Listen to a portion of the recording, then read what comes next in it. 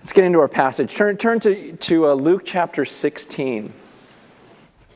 And as you're turning there, I'm guessing you guys are all familiar with Humpty Dumpty. You guys know Humpty Dumpty sat on a wall. Humpty Dumpty had a great fall. All the king's horses and all the king's men couldn't put Humpty back together again. All right.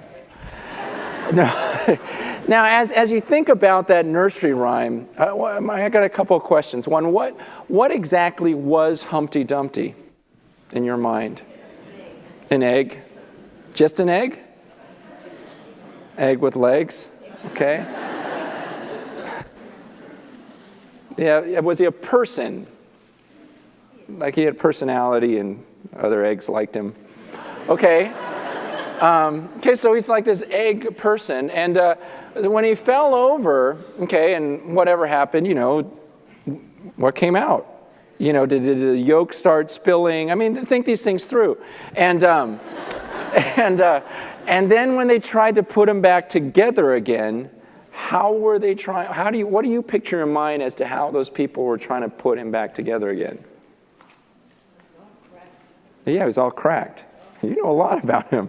You just try to glue him or tape him or something, right? Yeah.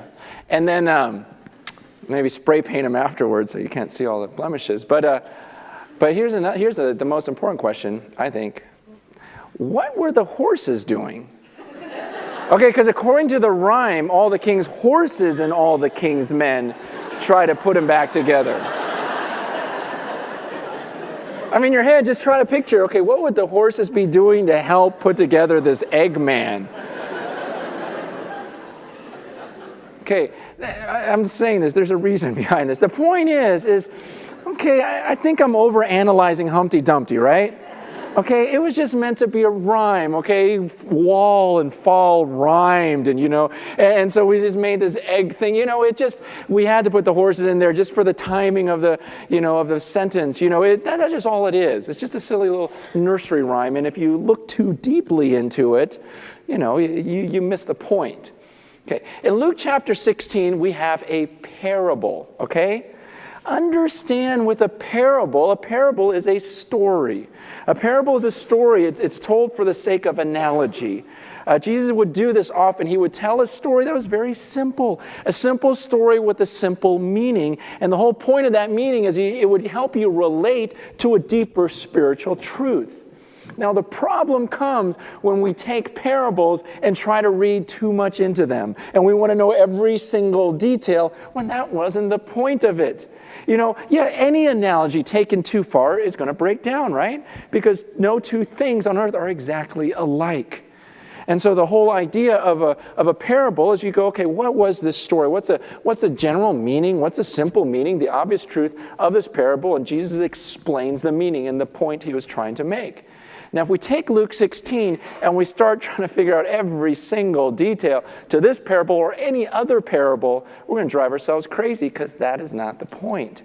We got to get the most important point. And I bring this up because Luke 16, for a lot of people, is a parable they don't like. They don't.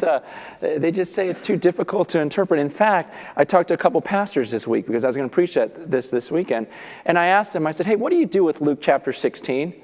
And you know what both pastors said? I avoid it.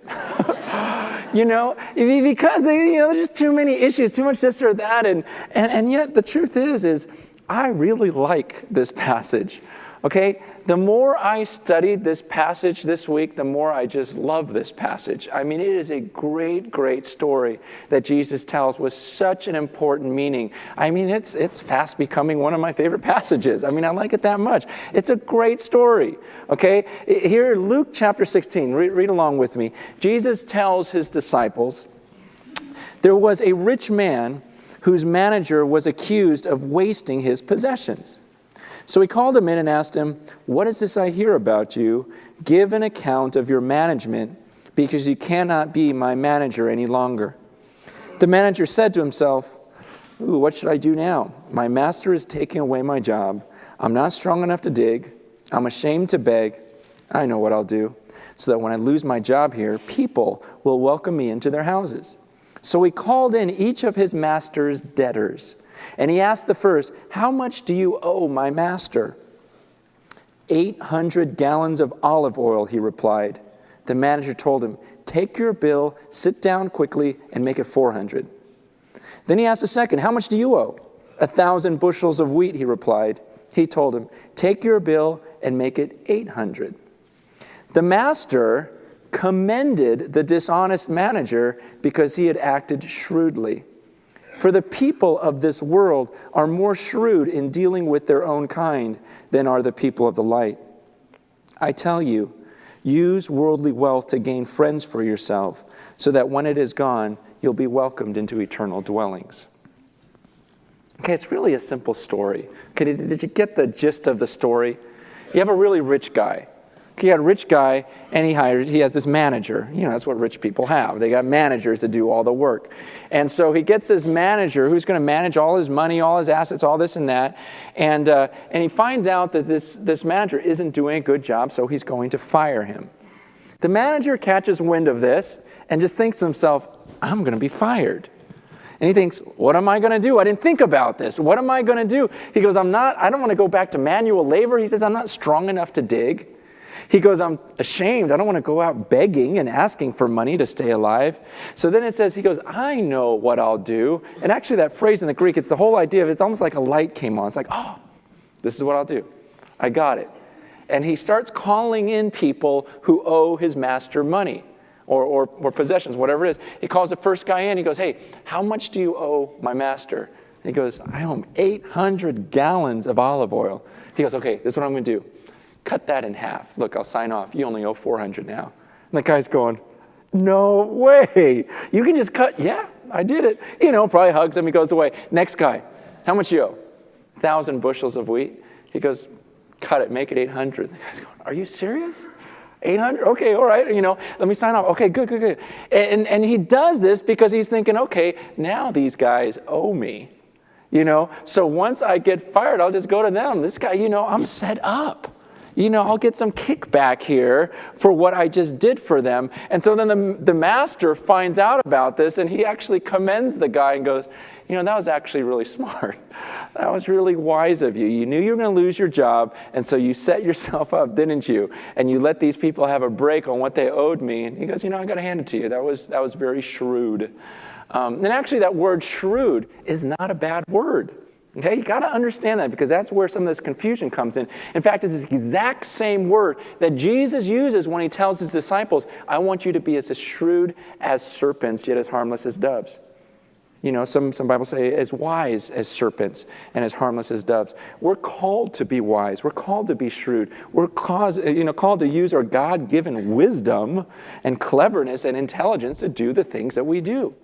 And what Jesus says is he uses this parable and he says, that guy, that manager within the world system, and when he says people of this world, the actual words are the people of this age or this time period. The whole idea is it's a person that is only thinking about life on earth, this age on earth, this lifetime. He's not thinking about heaven. He's just thinking about earth. He says, actually, that manager, for being a worldly person, was very wise. He was thinking about setting himself up on this earth. Not that it was the right thing to do. He calls him a dishonest manager. But it was a wise thing to do, given that world system of this is all there is. He goes, in fact, people of this age are wiser. They are more shrewd than the people of the light. The people of the light are many of us who have been enlightened and realize, what? It's not all about just having a blast here on this earth. There's another life to come. We're not just of this age, the people of this age. We're the people of the age to come. And we think about the future. And yet Jesus says, you know what, though? The people of the future, the people of the light, the believers, a lot of times are stupid. I mean, that's just what it comes down to. We are not as smart, we are not as wise, we're not as shrewd as the people of this world. Jesus says it right there. They are not as shrewd. And the whole point is, we're not thinking about setting ourselves up. See, that manager, he knew. He thought, I'm not going to have my job very much longer. I better do something so I secure my future. The whole point is, listen, you're not going to be on this earth forever. Okay? You're fired. It's just a matter of time when you're going to be leaving this earth. And have you really thought through your future and set yourself up so that once you're done, it says, when that money runs out or when it is gone, actually the word there is to die. So it could refer to the money dying out, or it could refer to the person. Either way, same thing. So that when your life is over, or your money, this earthly age is over with, do you have eternal dwellings in heaven? Are you set up in heaven?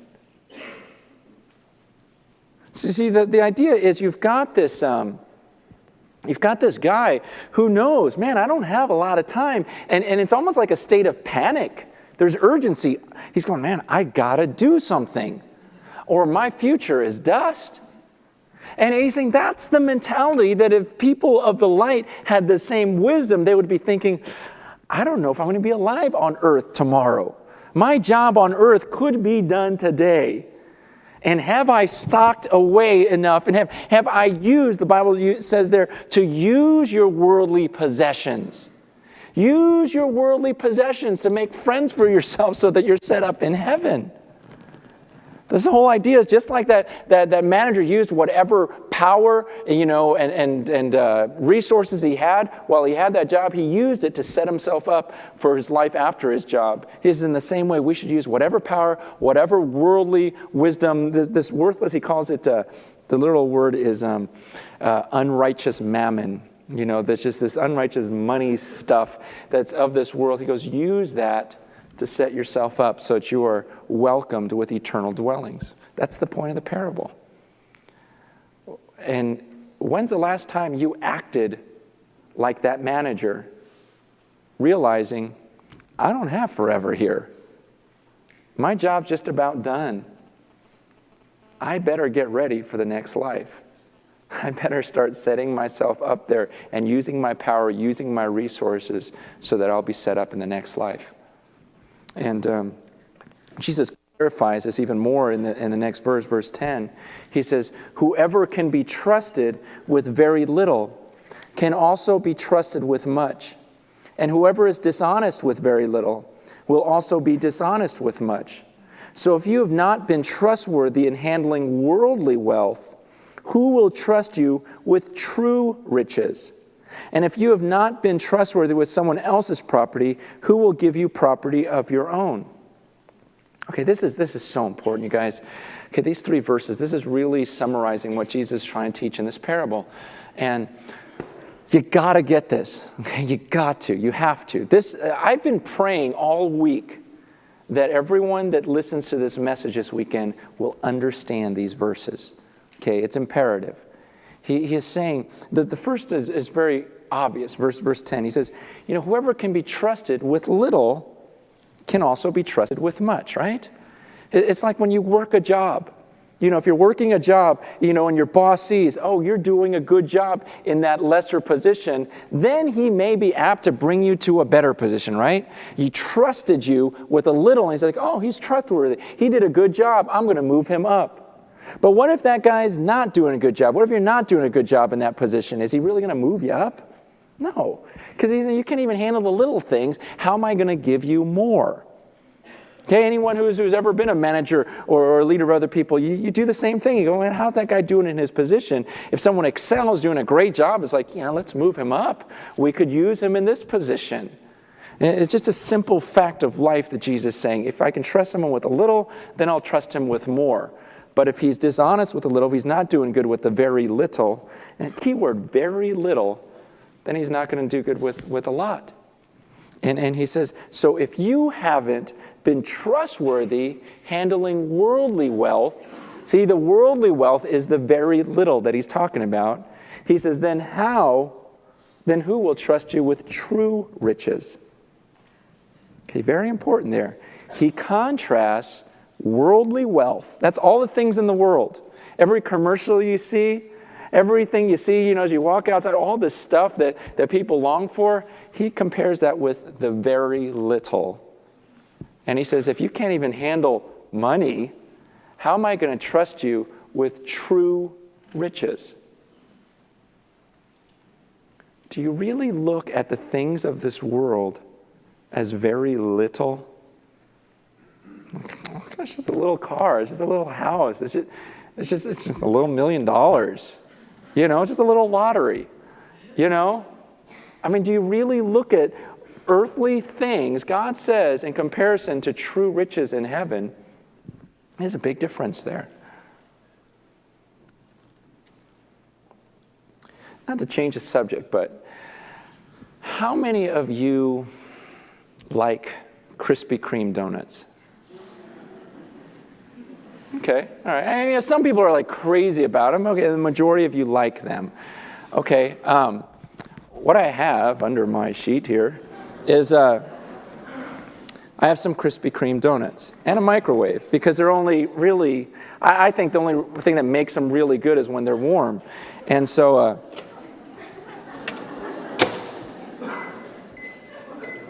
I'm going to heat up a donut. Now, here's the thing. Oh, it's going to be good. And these are all good. I didn't do anything weird to them. Okay, they're just good donuts. Now, how many of you, as I'm heating this up, you think to yourself, I'd actually like to have that donut and eat it right now?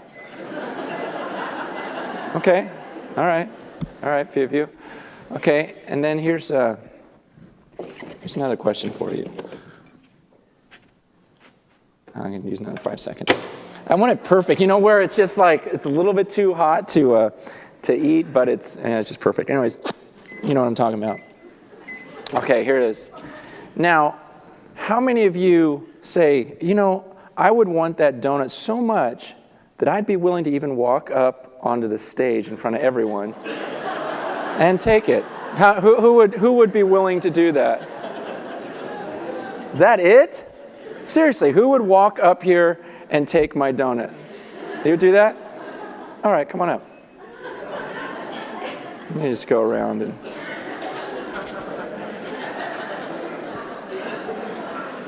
And you can seriously eat it, and see, it wasn't that hard. You just walk up here, take the donut, and walk back to your seat. Oh, but wait a second. You can keep that donut, or you could trade it for whatever I put in this box. I'll take the box. You'll take the box. All right. Let's open up the box, see what's in there. Got $100. Here you go, bro. All right. He made the wise choice. It's there. $100. First two services took the donut. Okay. He took the $100. That was good. No, that's good. It's yours. Have fun. Go buy yourself something nice. Buy something for your wife. Okay. Now, I thought this weekend was going to cost me $400. It only cost me $2. Only 2 people took the okay. It was funny because Saturday night I said to, I told Tony what I was going to do, worship leader, and he goes, that would be cool because no one's going to take the box because no one trusts you, I'm like, yeah, they do. He goes, no, they're going to think you put a piece of manure in there or something, and, But here's the point of this, is God tells us that he's got a box, okay? He's got a box up there. And unlike me, where I just have this box and I go, you know what? I'm not going to tell you what's in there. He tells us what's in there. He goes, the things of this world, it's this worldly wealth. He says, that's very, very little. I'm just seeing how you do with it. And if you do well with it, I've got this box for you. And I promise you, these are true riches in comparison to what's in that box. But a lot of us, we don't trust. It's just like what Tony says. We think he's going to open that box, it's going to be a pile of manure or something that we just go, what am I going to do with that? Like we don't trust that it's really something better. But do you really see, you see, just like so I still have $100 left. So here's $100. I want you to look at something. Here's a donut, and here's $100. Look at the two. Okay? That's the comparison. This is the first time I've actually touched the donut. It's like all hot and... No.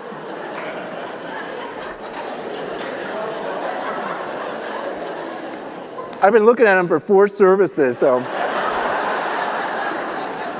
I figure I deserve it. Now, I'll make a point of it.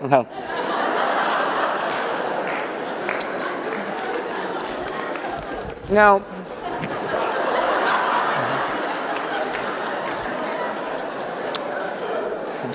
the point is this, okay? Point is, that was a great donut.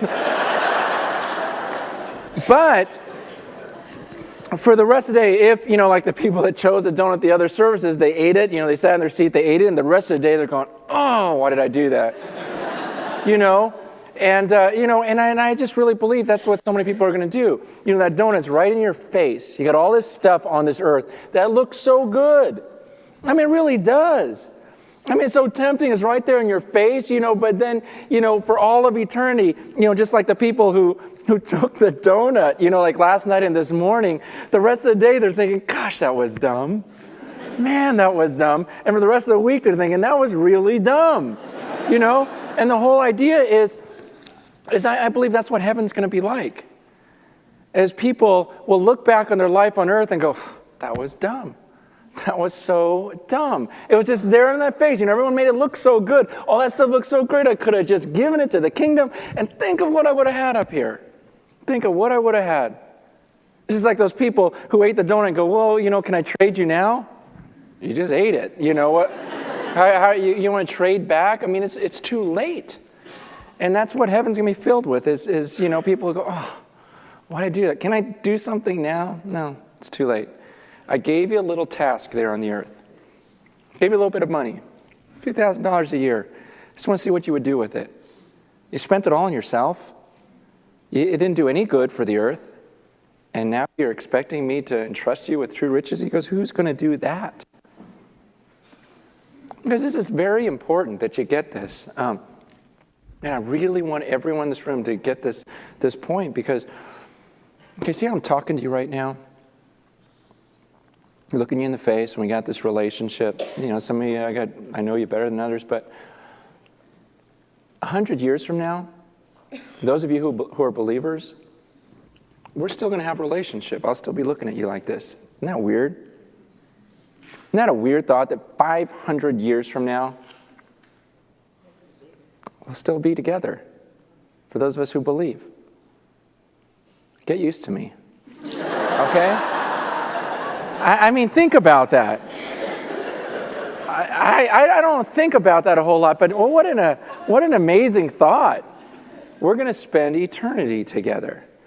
And I don't want you going, well, when we were on the earth, you didn't really explain how much better, or how minute or how ridiculous. No, how many times have I said life is a vapor? Okay, it's a donut. You eat it, it's gone. Okay, your house, I don't care how nice your house is, it's a donut. That's all it is. Okay, you can play with it for a little bit and it's gone.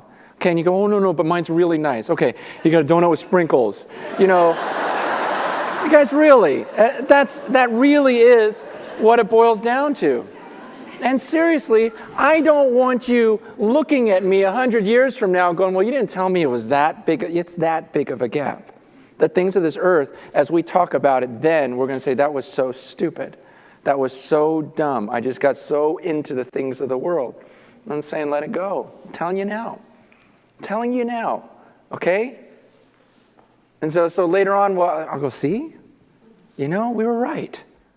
That was nothing down there. That really was very little, just as Scripture said. And that's what I want to do with you, 100 years from now. Go, we were right. We gave it up for the kingdom. Look at the people we actually used our money for. Look at the people we fed. Look at the people we reached in our own community. Look at all that stuff. It was worth it. And look at our reward now. That's what I want. That's why this is so important. It's also important because I don't want you mooching off of me for millions of years. Can I wear one of your crowns? The whole point is we're all going to be there. And we got to think this stuff through. This is reality, okay? This is not some blind hope that we have. I mean, do you really believe this stuff? And does the way you spend your money show that you believe this stuff? Jesus says, if I entrust you with very little, if you can't be trustworthy with very little, how am I going to trust you with true riches? And the question I want you to ask about that is this. As God looks at how you have managed your money throughout your lifetime up to this point, would he say, he or she's been trustworthy with what they've been given? Think about this. Would God consider you, if this were the last day of your life, and it could be, your job's over today, and would God say, you were trustworthy down there with the money I gave you, that very little stuff that you guys played with on the earth, so I'm going to give you a ton up here? Or would he say, you couldn't even handle money. I gave you that, and you spent it all on nothing. So why would I entrust you with more up here for all of eternity? This is serious, serious stuff. He goes on in verse 13, and he says, no servant can serve two masters. Either he'll hate the one and love the other, or he'll be devoted to the one and despise the other. You cannot serve both God and money. The Pharisees, who loved money, heard all this and were sneering at Jesus. And he said to them, you're the ones who justify yourselves in the eyes of men, but God knows your hearts. What is highly valued among men is detestable in God's sight. Okay, first he says, you can't have both. Okay, you can't say, well, I want all this money, but I also want God. Because you can't have those two as masters. They're mutually exclusive. Okay, you can't be out to get everything you can for yourself and also, get everything you can for God. It's one or the other. You're going to end up being devoted to one and hating the other, or vice versa. One quote I read was that it said, money is a wonderful slave, but a terrible master. And that's exactly what this passage is saying. It's a wonderful slave. You can use it as the Bible commands us to. Use your worldly wealth. Use it. Let it be your slave. Use it to do wonderful things with your money. Not selfish things or whatever else, but to do wonderful things. It's a great thing to use. It's just terrible when it consumes you and it becomes your master and you are after it. You're just wanting to do whatever you can to please it, to get more of it. And God is no longer your master. And then it says that the Pharisees hated Jesus' teaching because they loved money. See, there are people who say, I can't stand when church talks about money. Why? It's just money. It's just stuff. Why does it bug you so much? Is it because you love it? Yeah, and I understand. I mean, I understand, I see some things on TV, some of these guys asking for money, and that's detestable to me as well, the misuse of it. But, it's just money we're talking about here. And it could do some wonderful things. We could reach a ton of people with this stuff. And he says to those Pharisees, he says, you are the ones who justify yourselves before men, but God knows your heart. See, you can always justify your spending before people, but ultimately God knows your real heart. You can make me, I can make you, sound like we're such saints with our money, but ultimately God knows our hearts and knows if we really love the things of the world and that's why we get the stuff for ourselves, or if we really love him and put our heart and treasure in heaven. See, that's the issue. It's the heart. Okay? It's not, when Jesus talks about money, the bigger issue is always the heart. He says, God knows your heart. What would you say? What percentage of your heart is in heaven right now versus the rest of that 100% that is on the earth?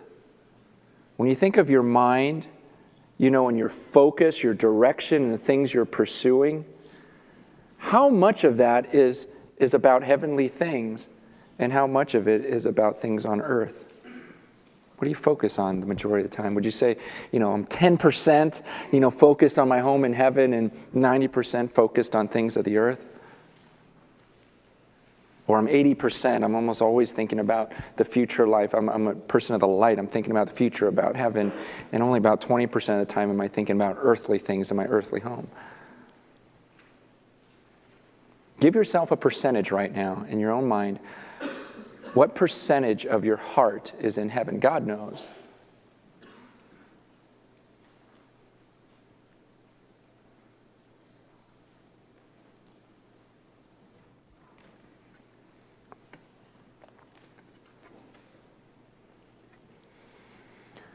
You know, that last phrase too, he says, what is highly valued among men is detestable in God's sight.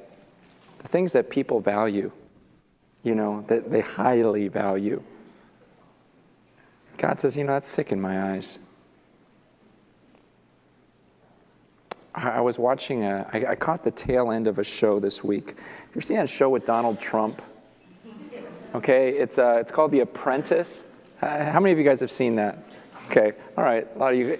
It's a show where all these guys are vying for a job. I don't know all the details, but they're trying to get the job with Donald Trump. And so all these people, I don't know how many people they started with, but each week they fire someone. They get rid of someone just saying his performance isn't good. The whole idea, the last person standing gets a job with Donald Trump, and I guess will make millions of dollars. And this week, you know, it was down to like 5 people, and they fired one more. And then 2 of the people, you know, the 2 top producers, they, you know, Donald Trump rewards them each week. And this week they got to fly on his jet, and, you know, and it's just awesome. You know, it's like this full blown, you know, one of those major passenger airplanes, but everything's gutted. And it just has this huge, beautiful living room. Everything's plush, you know, couches and, you know, TVs and a bar and, you know, bedroom, bathroom. I mean, just plush. You forget you're in a plane. And then they fly them over to one of his palaces, which is just outrageous. You know, just millions and millions and millions of dollars, just ornate, gold everywhere. Just, I mean, it's amazing. But, you know, it's hard humanly not to go, oh, that'd be fun, you know? And yeah, it would be fun. You know, just like that donut, it was good, you know? But you look at all that stuff, and I don't know, maybe it's because I was studying this passage this week, but I really could look at that mansion and look at that plane and look at all the money this guy goes, it's just a donut. I mean, it just didn't appeal to me. The things that are so highly valued by people, can you have the same heart of God where you just go, it's just stuff. There's nothing great about it. It's just stuff. Because the real point is this: who's going to die first, me or Donald Trump? I don't know. Probably Trump. I don't know. He's old. But you know, the answer is who knows? Who knows, right? The point is we're both going to die. And then when we both die, who's going to be rich forever? You see, it's, you know, we can look at people on this earth, all this stuff, and go, ooh, I'd love to be in their shoes. Really? And just eat it all up real quick? And not ever get to the true riches? Or would you rather just invest, set yourself up for the future? Put your heart, you see, when you start doing that and start giving things to the poor, in fact, some people, they interpret that passage of, use your wealth to make friends for yourself, so that you'll be welcomed in eternal dwelling. Some people interpret that as, giving your money actually to the poor, and so that when those poor believers are in heaven, they actually welcome you in and go, hey, I remember you. You gave me $100 at service. And they'll remember the things that you did at a place where there's true riches. Which is a totally possible interpretation of that passage as well. But the whole idea of, are you doing that? Are you setting yourself up? That's the point of this passage. Are you ready for eternity? Would God say, you know what, you've done great. You've done great with your wealth on earth. Let me give you some real real riches. I hope so. And I hope we spend eternity going, oh, that was worth it, huh? That was dumb. I'm so glad I gave that up. Because it was nothing, and it's over now, and forever.